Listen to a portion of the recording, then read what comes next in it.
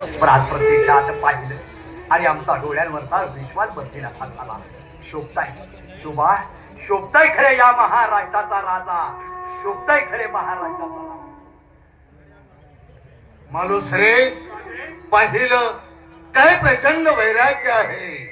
साक्षात लक्ष्मी जरी समोर उभी राहिली तर तिलाही लज्जेनं मांडी खाली घालावीच लागेल. एवढं प्रचंड वैराग्य आहे. आई भवानी जगत जननीच्या आशीर्वादानं हिंदवी स्वराज्याचं प्रेत कंकण आम्ही आमच्या हाती बांधलं. हिंदवी स्वराज्य निर्माण व्हावं ही श्रींची इच्छा आणि मर्दाचा महाराष्ट्र व्हावा ही शोभाची इच्छा.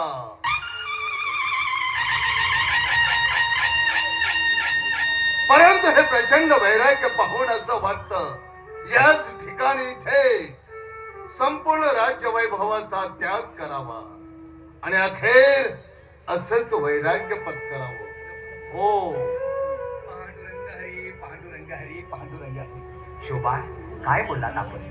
माझ्यासारखं वैराग्य धारण करून आपण काय मिळवणार आहात? खरं तर या तुझ्याचा प्रपंचच वेगळा.